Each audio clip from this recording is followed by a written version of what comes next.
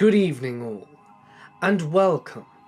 Tonight, we are going back to rural places to explore and experience the horrors that happen in the middle of nowhere.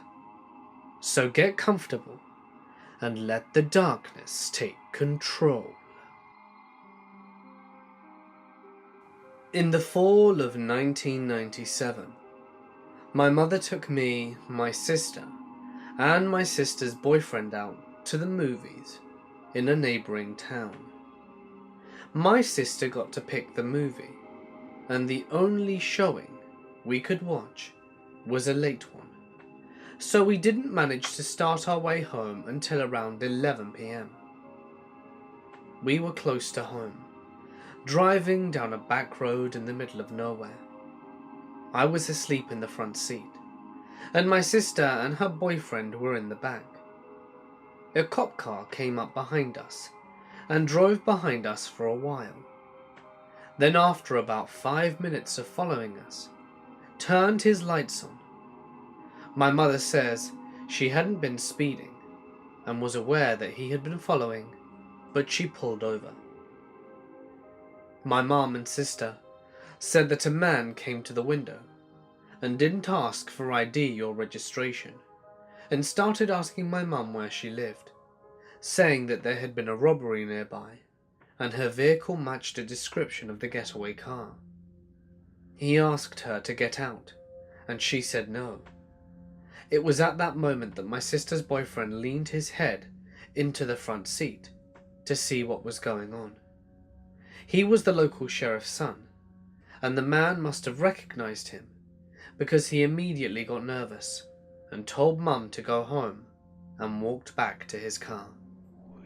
My sister's boyfriend said he didn't recognize the cop at all, and Mum drove around 20 more minutes in circles to make sure that he didn't follow us home. Mum would later tell me that there had been reports a few months later of a man pretending to be a cop in the area who would stop women and rape them. For the next 11 years, nothing else happened. But everyone pretty much forgot, or at least I did. But my mom always remembered. But then, weird stuff started happening at home. My mum and dad had gotten a divorce in 2002, and my sister went off to college in the same year. In 2003, we had moved to a house pretty much in the middle of nowhere, with very few neighbours.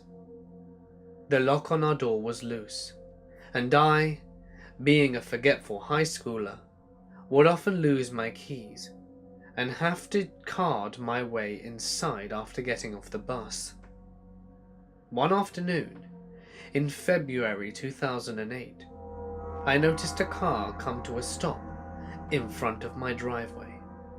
As I got up to the front door, I didn't think anything of it, but the car stayed there as I carded the door.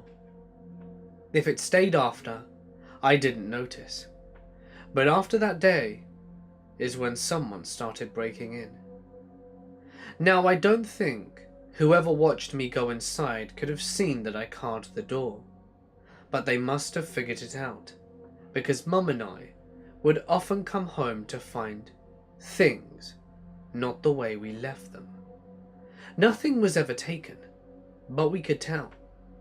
One day, a painting above the couch in the living room ended up propped against the opposite wall. Another day, all of the medicine and first aid supplies were moved from above our washing machine to the kitchen table in neat rows. My mum began to suspect it was a woman named Susan, who was in love with my mum's boyfriend, trying to scare her into leaving him. There had been many arguments, and the woman had said something about watching her before, so it was natural for us to assume that. We ended up changing the locks about 4 months into 2008, after finding our house broken into about 5 times that we knew of. As it was 5 times, we found things rearranged. That seemed to do the trick. However, whoever was harassing us found a new way to do so, and began calling my mother and me on our cell phones. It was always from a blocked number, and they never said anything. They would hang up the second we said hello, and they would call all hours of the day, at least 10 times a day. They would call me while I was at school, while Mum was at work, and we eventually stopped answering from any numbers that we didn't recognize, and after about 2 months, the calls stopped. My mother was still convinced it was Susan. I asked her why she would be calling me, and how she would have even gotten my number, and my mum didn't know. In late 2008, the Susan moved several towns away to be with her daughter, who had gotten pregnant. We were sure that meant an end to all the nonsense, and that we could forget about her. In early 2009, my boyfriend proposed to me while he was overseas in Iraq, and I started planning on moving away with him when he came back in May. One evening in March, I went wedding dress shopping with a friend of mine, who was also getting married around the same time as me. My mother was out of town, taking my grandmother to a specialist 9 hours away for an appointment, so I was home alone for the weekend. When I came home that night, I immediately noticed that something was wrong as I drove up the street. Every light in my house was on, even my mother's bedroom and bathroom lights, rooms that I had never been into since before she left. As I pulled into the driveway, I saw that the front door was wide open. I started to panic and called my friend's fiance, who lived about 5 minutes away, and told him I was too afraid to go inside. He showed up at the drop of a hat, checking the rooms for me. After 10 minutes, he came back out. He told me he had checked every room and closet, and there was nobody there, but that I needed to see my room. I followed him back into my room, and it had been ransacked. My drawers had been emptied out onto the floor. My closet had all the coats and shoes removed. My vanity cover had spilled makeup over it, and on my bed was my underwear. I checked my mother's room, and it was the same. My friend's fiance hid his car in our pasture and stayed awake in the living room all night, hoping whoever did that would come back, but they never did. I cleaned up the rooms and acted as if it hadn't have happened, but I didn't leave the house anymore. When I told my mum, she again blamed Susan. She told me she had found a pair of women's underwear at her boyfriend's house, and he had confessed that they were Susan's. She had confronted Susan, threatening to expose her to the church, as Susan was a pastor, and she assumed this was the woman's counter. While my mother just seemed to be getting angrier, I became intensely paranoid. On any given night, a noise outside or the glimpse of headlights would give me a panic attack. I was sure someone was after us, and my mother didn't believe me. It all came to a head one night in May at 3 in the morning. I was awake, waiting for a call from my fiancé. My mother had long since gone to bed, and I noticed a flash of light through my curtains, and quickly became anxious. I told myself it was probably just a car or someone's porch light coming on, but I saw it again and again, roving the yards. It was a flashlight. I climbed out of bed and crept in the hallway, connected to the living room. There was a window right next to where the hall led into the living space, and I didn't dare move any further, as the shades were up. I could see the flashlight moving around the back of the house, and I waited for several minutes, and eventually could see it in the front yard again. My mother must have seen it too, because suddenly she was in the kitchen, next to the front window, whispering to me from across the room. She asked if I had seen it, and I nodded. She said somebody had tapped on her window, and she had seen the flashlight. She moved the front window curtains and pulled them back a bit, and said there was a car in our driveway with the lights off. She said she couldn't see the flashlight anymore. They must have seen her, because there was suddenly a loud knock at the front door screen, and we could hear it moving as someone tried to open it. We didn't move for about 30 seconds, and again, there was a loud knock. We heard a man's voice yell, "Hello? Is everyone all right? It's the police."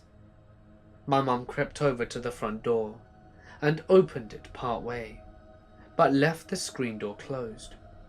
From my vantage point, I could see it was just one man. My mum told him, "Yes, we're fine. Sorry we didn't answer, we were scared. We saw a flashlight in the yard and didn't know it was a cop." The man replied, "Yeah, I was looking around to make sure everything was alright, just in case." That didn't make any sense. My mum got confused and said, "Yeah, everything's fine. What's going on?" The cops seemed to get annoyed with my mum for some reason and just told her, "We got a 911 call from here, and there was nobody on the line. Just a lot of heavy breathing, and we thought you'd had a break-in." My mum clearly wasn't buying this. She quickly asked him, "You only send one guy for a break-in and walk around the yard for 10 minutes? And who called? I was asleep in bed." The cop sighed and said, "I was just being careful. Somebody called 911 from this residence on your landline, and we came to investigate." Both of us immediately knew it was a lie. My mum told him, "We don't have a landline. We haven't had a home phone in 6 years." The man threw himself against the screen door and shouted at my mother, "Let me in, Teresa." He yelled at her using her first name, and my mum yelled and shut the door in his face. He banged on the door several times, and my mum called her boyfriend. She yelled at the man and said she'd called the police and that he'd better get out of here and leave her alone.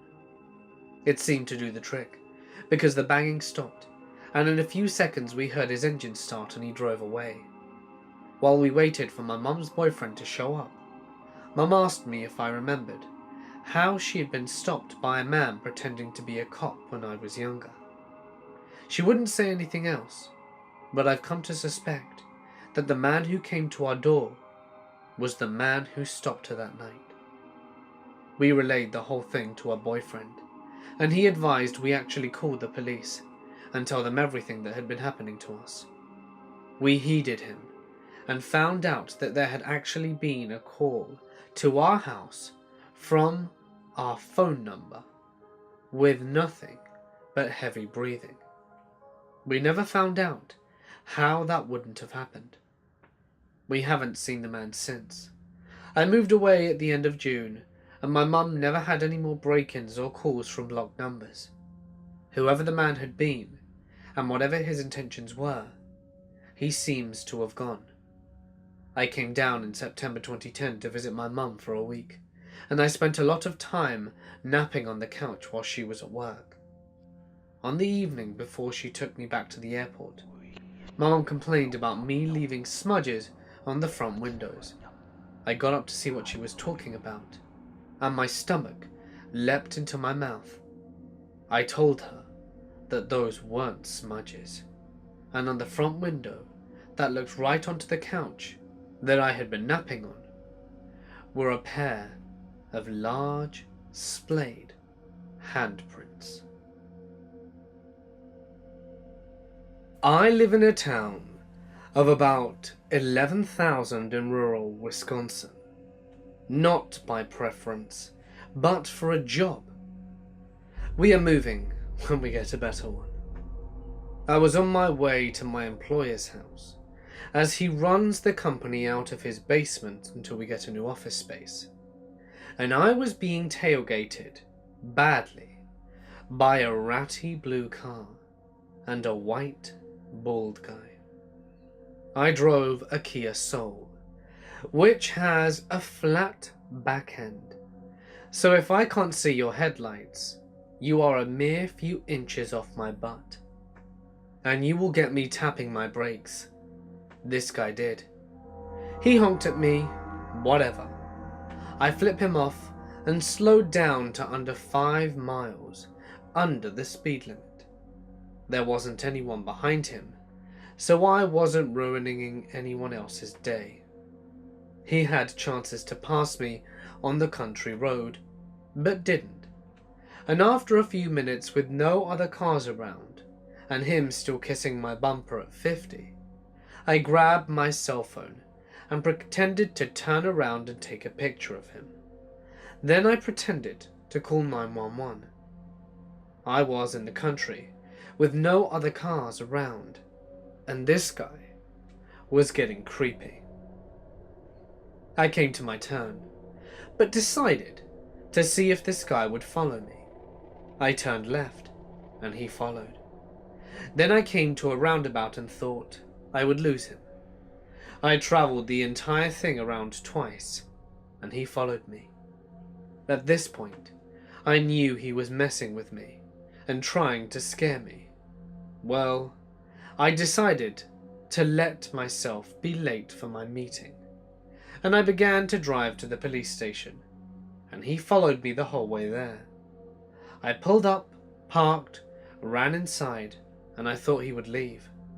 Nope, he parked right next to me and stared at me, and he pulled up on my side of the car, close enough that I would have a hard time opening the door all the way. He was in his 40s, I'm guessing, wearing sunglasses and a creepy smile. He was wearing fairly neat clothes, nothing scary there, and the interior of the car was pristine. I was looking for a gun though, and I should mention here that I'm training to become a behavioral analyst, and while I work with kids right now, my hobby is criminal behavior and profiling. I was seriously trying to read this guy. A few seconds went by and I grabbed my phone again, this time intent on calling 911 from the police station parking lot.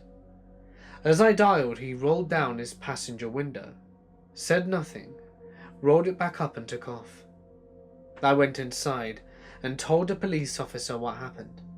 Sadly, I was too focused on not crashing to get a plate. Apparently there have been a lot of complaints about tailgaters recently, multiple, with a blue car.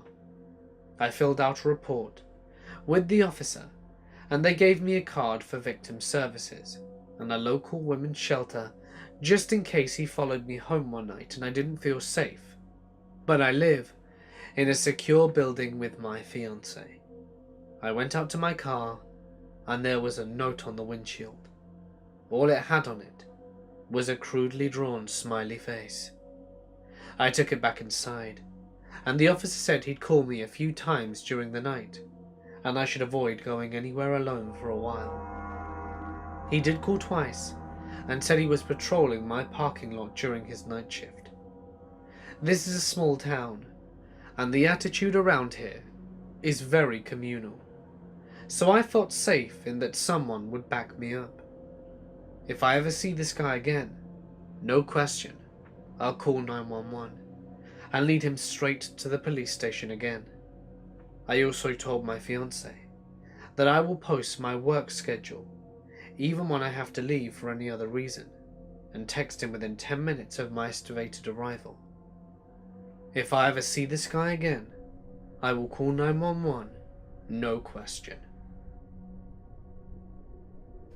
Just a heads up, this story contains aspects of sexual abuse, and if you'd rather skip it, you will be able to find the appropriate link to the following story in the description. When I was young and just out of school, I was a bit of a shithead and had no real direction in my life and didn't really care about much. I partied hard and drank way too much. My uncle got me a job as a jackaroo, which here in Australia is essentially a trainee ranch hand. I wasn't all that keen, but decided I had to give it a go, and I had to get away from the bad influences of my friends and try and earn some money. I worked really hard. The hourly rate wasn't the best, but they fed you and gave you a place to stay. So I guess it works out. Some of the guys I worked with there were really cool, and the station was as big as a small European country. The station seemed to stretch off into the horizon and go on forever. Some stations over here had to have supplies dropped off by helicopter, as they were just far too large and remote. The station hand was given the task of mending the perimeter fence. It's over 600 kilometers long and takes between 10 and 14 days to check. So it's a two-man job. He nominates me to go along with him. The guy is around 27, beard, bogan as hell, and built like a brick shithouse.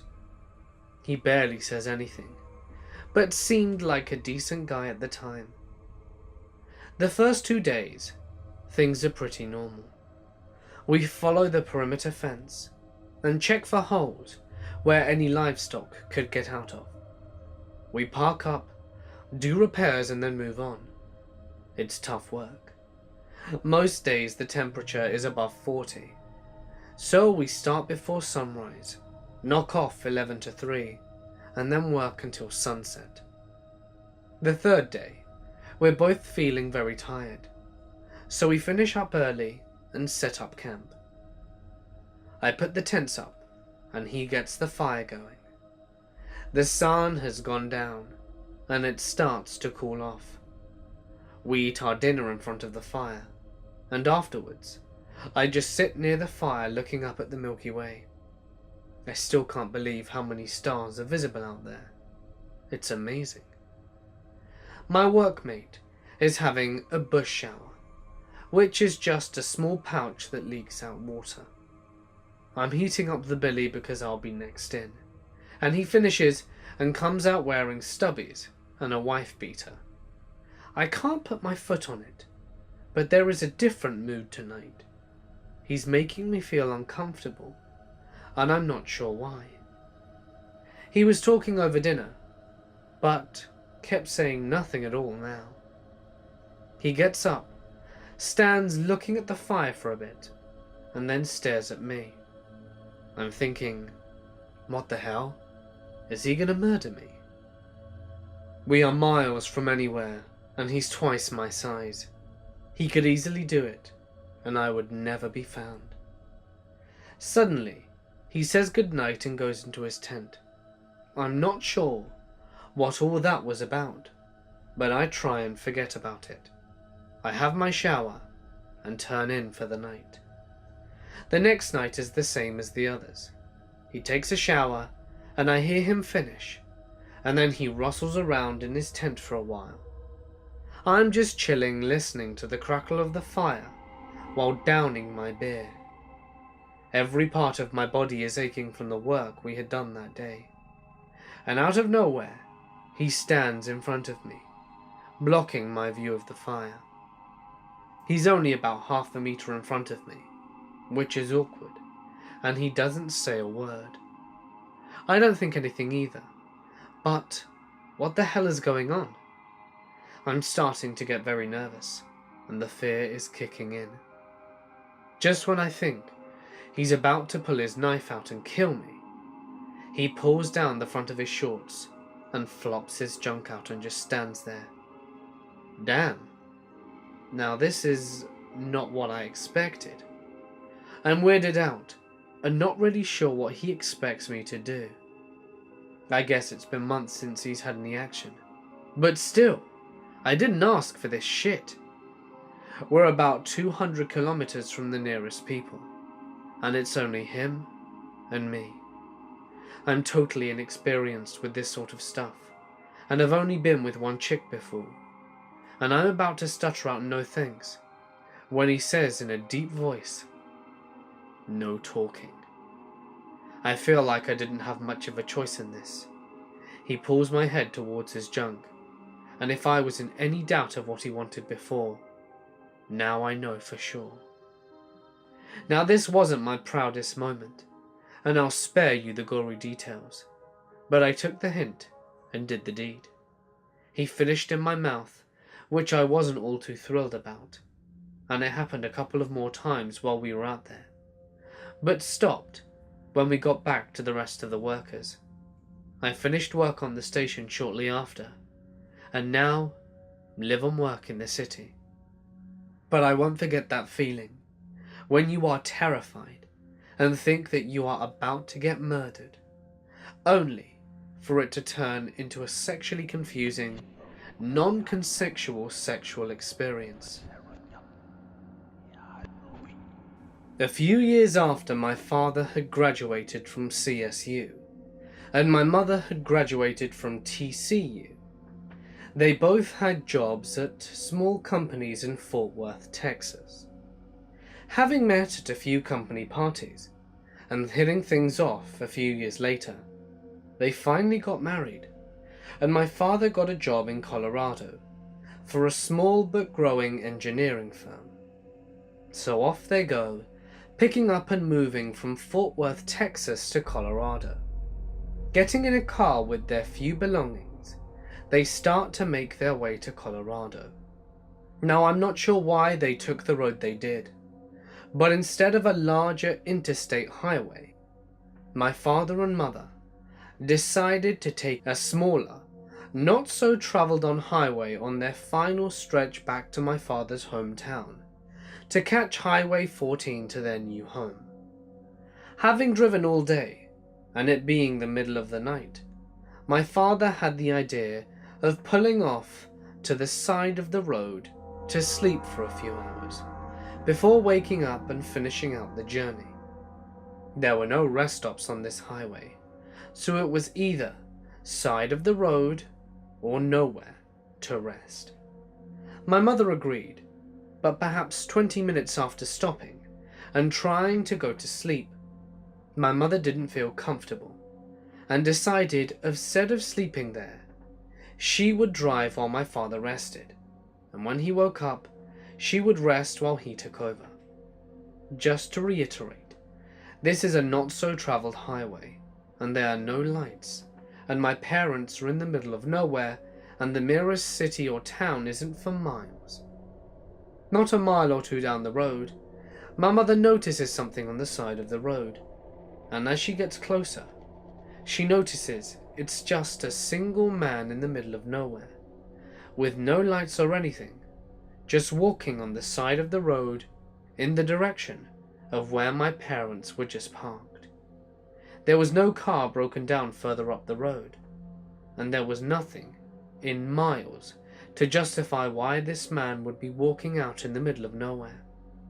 My parents didn't bring it up much, but they have always wondered what would have happened if they'd both have fallen asleep in their car on the side of the road that night. This happened last year, around this time. School had just started, and my only child was in kindergarten. She had only been in school for a few days. We live in a rural area, and we only have one car. So in the mornings, my daughter, her father, and I get up to take her dad to work. Then my daughter and I come home and get her ready for school. Because we live on a rural dead-end dirt road, we have to drive about half a mile down to the main road where her bus picks her up. Everything was fine that morning. I got her on the bus and headed home. I had the day off from work, and I only work part-time, so it was the middle of the week, and this was perfectly normal for me. I was doing some house cleaning and put away some laundry. I went into my daughter's room and started hanging up some clothes in her closet. I had the TV on in the living room, watching it from her room. Then I hear what sounds like a soft, muffled cough. I freeze. I have no idea what the hell it was, and I have no clue what to do. I'm just standing there almost paralyzed. My mind is racing. Maybe the cat is outside her window, hacking up a hairball. Was I going mad? Maybe it was the TV. It must have been the TV, right? Yeah, it's probably nothing. At this point, I'm still standing in her room, holding a shirt in a hanger, not moving a muscle. I really have no idea what to do. Then I think I should head next door and have my father-in-law check it out. I say out loud, "Screw it." I drop the shirt and hanger and take off running to the house next door. Luckily, my in-laws live in the house right next door, only about a football field away, and my father-in-law is on disability, so he's always almost home. He's in his mid-60s and in an oxygen tank most of the time, so I don't really know what I thought he could do to help protect me, but I was just really freaked out and didn't want to be alone. Plus, he was a hunter, and hunters have guns. So I am running faster than I have ever run before across our backyards and burst into his back door screaming his name. He comes walking out of the kitchen looking annoyed that I just scared the crap out of him, and I am on the verge of tears, telling him something is going on at my house, but I am talking so fast he can't figure out what I'm saying. So he tries to calm me down, and I tell him I think someone might be in my house. He asks if I'm sure, and I say yes. I'm begging for him to come over and just to check it out. He agrees, grabs his gun, and we jump into the truck and drive over. I wait in the truck with the doors locked while he goes in. I'm freaking out, looking all around me, and he's there for what seems like forever, and finally comes out and asks if I left a pack of Newports in her room near her bed on the floor. Now I am a smoker, but I smoke Camels, and I'd never bought Newports in my life. I tell him that they weren't mine. His eyes get huge, and he gets a really panicky look on his face. He tells me to stay in the truck and that he needs to call the cops. He hands me his phone to dial 911, and the lady says we'll have to wait for state troopers because we don't live in town. They take about an hour to reach us, and I've already called my husband at work. He called his brother to come pick us up, and he doesn't work far from the house, and it only takes about 20 minutes for them to show up. My father-in-law, my husband, and his brother are now walking all around in the woods that surround my house. Nothing. There isn't anyone besides us. And after a while, the state trooper shows up and takes a look around as well, and finds nothing. He takes the pack of cigarettes, I guess as evidence, and takes my statement, along with my father-in-law's statement. He tells us there really isn't anything he can do. I can't tell him what the guy or girl looked like because I didn't see anyone. There is nothing. Just a sound I heard and smokes on the floor, but nothing is amiss from the house. There isn't anyone there now, and it doesn't look like forced entry. Of course, there isn't going to be forced entry, I thought. We're in the middle of nowhere. Why the hell would I lock my door when I leave to go somewhere? I feel like such an idiot, but nobody locks their door around here. I don't even have a key for the door on my keyring. We just keep it on top of the outside fridge, just in case. After the trooper leaves, my father-in-law gives my husband the gun to hold, just in case someone comes back. My husband and brother-in-law change all the locks on the doors that day, and now we keep a key on our keyrings and keep the doors locked at all times. We didn't take our daughter out of school that day. She was only 5, and we thought it would just stress her out unnecessarily. We did let the school know to be on the lookout for some weird activity, and we had a talk with our daughter about stranger danger and what to do if she sees someone in the house she doesn't know. I did have her sleep in our bed for a few weeks, but she just seemed like she wanted to return to her own room, because she's not a baby anymore. That was it. Life moved on and nothing happened since.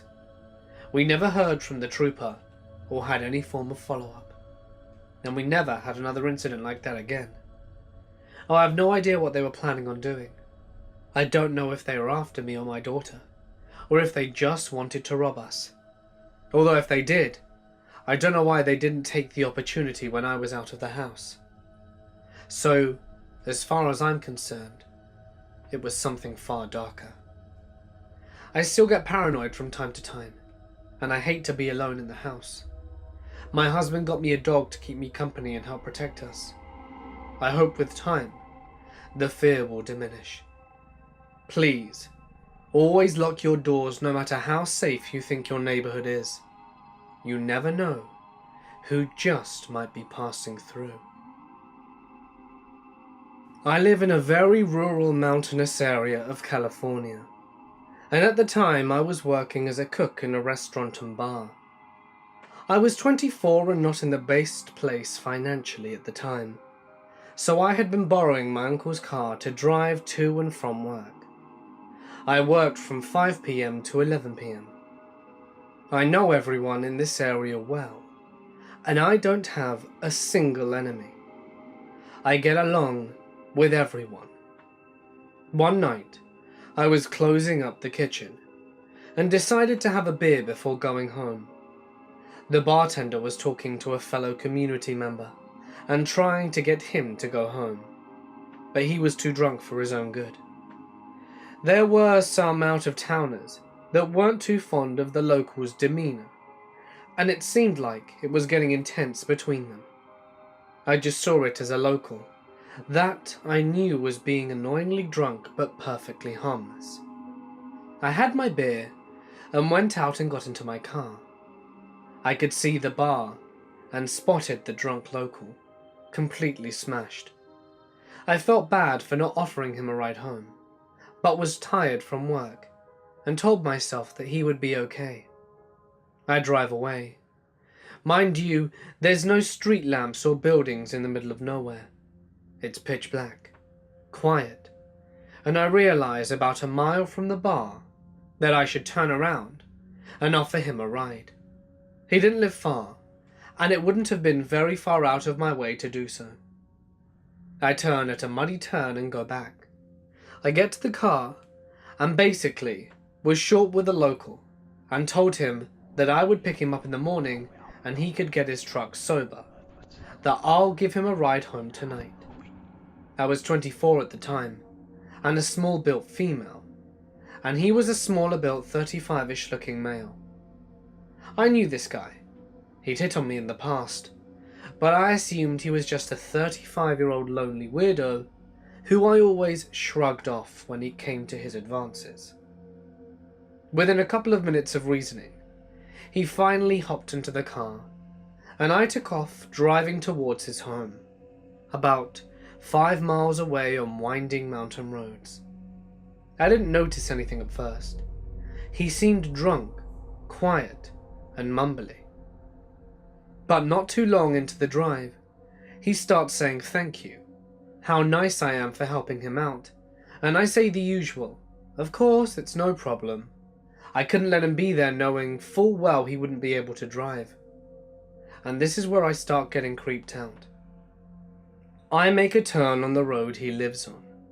It's a long road with not many houses. All of the driveways are long, about a mile or two, so you don't really see any houses, and he gets really quiet, and it's dark in the car. I can't see him really well, and I notice him look at me. I could see the reflection of his eyes from the dim lights on the radio. There is something I remember very vividly. His eyes gleamed a kind of green from the lights on the radio knob. He was just looking at me. I, without returning his gaze, said, "What's up? Why are you looking at me like that?" He says to me, "You're so pretty, and I never thought I'd get a chance to be with you alone." I shrugged it off, trying to play it cool, although I started regretting my decision. All of a sudden, he reaches over to me while I'm driving and tries to put his hand, I'm assuming, on my breast, but it instead lands on my shoulder/neck area. I start yelling at him, telling for him to stop, and slam on my brakes in the middle of the road with no one behind me. And I scream at him to get out of my car, and I repeat it over and over. At this point I had my hands on the wheel, and I was trying to push him out the car. I leaned over and opened the car door. I had never, in my life, realized my own strength, my own weak strength. This 30-something-year-old male was not budging against me, and I noticed him laughing, a really sloppy laugh, and he says, "You and I both know that no one is around." And I said to him, "We just left the bar with at least 5 people who know where you are going. Please stop. Here's a flashlight. Walk home. I'm done with you tonight." He is quiet for a minute before saying, "I don't feel much like walking." The way he said it scared the living shit out of me. I start screaming, not like a horse scream, but like an ear-piercing scream. I knew the scream was strong and loud, and I even hurt my own ears, just hoping someone would have heard it. But nothing happened. We struggled for what felt like minutes as he kept trying to come onto me. The entire time, he was laughing. He was drunk, and that was probably my only advantage. He was sloppy and trying to attack me for whatever reason. I pushed on him like I'd never pushed on anything before in my life. I pushed so hard that I felt my arms burning with pain. When he finally left my car, I slammed on the gas, not even bothering with the door, remembering I was heading down a long-ass road in the middle of nowhere, and not on my road. It was a dead-end road after about 20 miles, so I kept driving down this road that I knew well, knowing full well I would need to stop to turn around. But this road is like 1.5 lanes wide, and there are hardly any turnouts. When I finally do, I turn around fast in someone's dirt driveway, afraid of the car being still for even a second. I take off driving, knowing he'll be up ahead any second. I never see him, and never saw him again. He was a local I'd known for years and saw frequently. I don't know if he took off for another area out of embarrassment, but I never saw him again after this. I arrived home red, shaking, scratched and out of breath. My boyfriend and our friend were at home playing Jenga, and I told them immediately, and they knew who it was. And they went to try and find him, but never saw him again either. And that was last November. Still leaves me wondering, but I'm glad I never have to meet him again. From 2006 to 2008, I was a student at a university in England, studying paramedic science. This course was a 2-year fast track into becoming a qualified paramedic. The course involved placements at various points throughout both years. First, we spent an evening/night in a dispatcher's. I'll never forget some of those calls, e.g. a man waking up in his bed with his wife next to him, who had died during the night. Next, we were stationed with the patient transport service, taking patients to their hospital appointments when they couldn't get there alone. Finally, after waiting a good 6 months for the opportunity, it was time to spend at a prolonged placement with the 999 crews, which is the equivalent of the emergency services. You could choose a couple of preferred locations, and I was fortunate enough to be given the ambulance station closest to my home. So I moved back to my parents' home that full winter term, leaving my university buddies behind. In hindsight, I wish I hadn't, because it turned out to give me far less of an interesting experience. The station was in Buxton, Derbyshire. It's in the middle of nowhere, and it's about 45 minutes to the nearest hospital. So you better not get badly hurt up there. Only people did.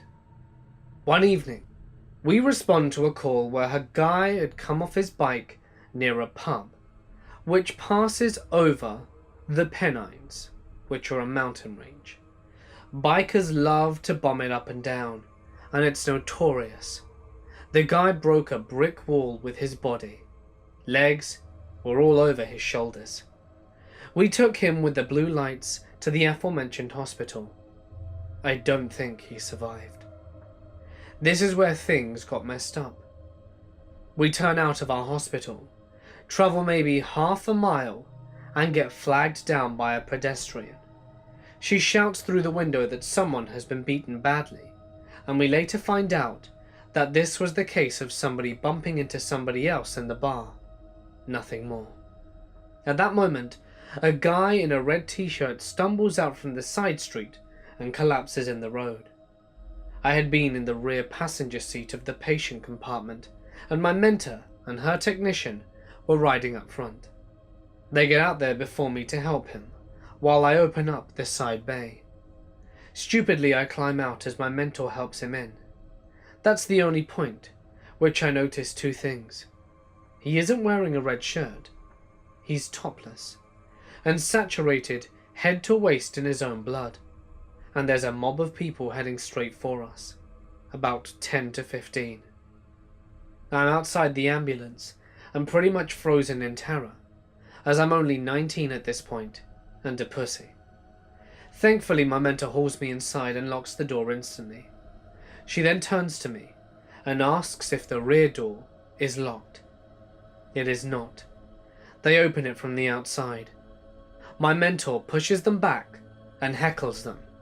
I couldn't believe it, telling them to pick on a group of people, not just one man. She then manages to lock the door.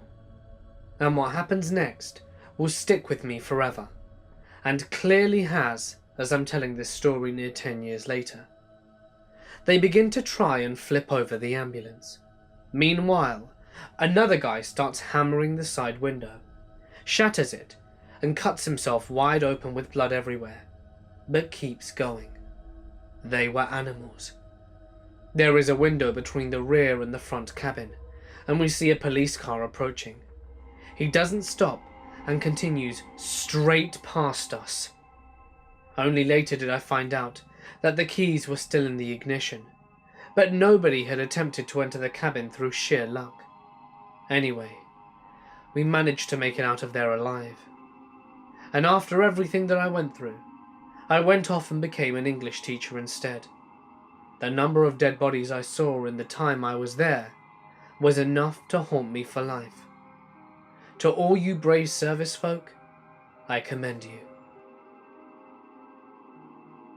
So the house that I spent a lot of my childhood at had a large forest right behind it, and me and my sister would spend hours exploring it and climbing around it. It was totally innocent fun, and we would spend days out there just doing the usual kid stuff, pretending to be explorers and the like. The woods were pretty thick, but eventually opened up to a large retention pond. About another quarter of a mile past that was a main road. About 6 years into living at this house, the Florida Highway Patrol decided to put a small prison right there, in between the retention pond and the road. So, for some context, it went our house, the woods, the retention pond, the prison, and the main road. My sister and I really didn't think much of it at first. We kept exploring and hiking out there. Then one day, we went a little too far, and got close to the edge of the prison. We were walking the perimeter of where the retention pond met the forest, and were walking towards the prison. At this point, we are about 100 yards from the prison, and that's when things got weird. We walked up to what was a small opening into the forest, and there was a stump and a chair. So naturally, Being curious kids, we investigated. No one was there, but when we got closer to the stump, we saw a hand-drawn map of the area, including our neighborhood, with a knife stuck through it, pinning it to the stump. A pack of cigarettes was there too, and one was still smoking. We freaked out and ran home, and a couple of nights later, around midnight, we were sitting in bed and heard this ear-piercing scream. What sounded like a teenage girl coming from the woods. She screamed for a while, and then it was just nothing. Complete silence and darkness. Needless to say, we didn't go to the woods a lot after that, and I still don't know what happened back there. I am a land surveyor, 36 years in rural South Florida. I have found and seen many strange things out in the woods. I found a dead guy tied to a tree, out in the middle of the Everglades. He had been there for about 2 weeks, and we smelt him before we saw him. He had mostly been picked clean by critters and ants, but the stench remained. Most of his bones were still in his clothes, which were still being held by the ropes around the tree. His skull was nowhere to be seen. We found a few rural sites where satanic and/or voodoo ceremonies were held, replete with voodoo dolls, dead chickens, pentagrams, goat skulls, and the like. We also found a board about 12 feet long nailed to trees at each end and about 6 feet off the ground. Nailed into the board were 24 small animal feet, just the feet, out in the middle of nowhere. I also found a human skull at an abandoned sawmill, just sitting there on the shelf. The skull had been sawn in half horizontally through the forehead, in what appeared to be a surgical manner with surgical precision. It definitely did not go through the saw at the mill, and it appeared to be very old, according to the cops, and was more probably a movie prop, although real. I also found a crashed Cessna plane that no one else had noticed for a number of years. There were no bones, but there was a lot of evidence of decayed contraband, of the white stuff, and we also found a lot of weed. We've seen a lot of other crazy ass shit, but hey, it's Florida. I was in Australia travelling. I got involved with an anti-logging protest movement in the southwest. We camped out in the forests, keeping an eye to ensure that no logging happened. Some of the locations were very remote, and there was also antagonism towards us from some of the loggers. One night, wishing to take a break from the campground, a group of us retreated to a small abandoned cottage, hidden away that not many people knew about. The idea was to hide from the loggers and to just chill out for a while. Everybody fell asleep after a while, except for me. I decided to go outside for a little wander about. Time for a little backstory. My best friend Paddy back in Ireland had died a month previously while I was still in Australia. I only found out the bad news when I called home to find out that he had just been buried, so I didn't even make it to the funeral. I felt very distant from it all, and I hadn't grieved properly for him. So I step outside the door of this cottage, feeling at that moment very content. I look up at the sky, and there is this beautiful Southern Cross Australian Milky Way spread out across the sky. The sky looks wonderful, I thought. Then the thought occurred to me out of the blue. Paddy's up there. He's a star. And then it hit me.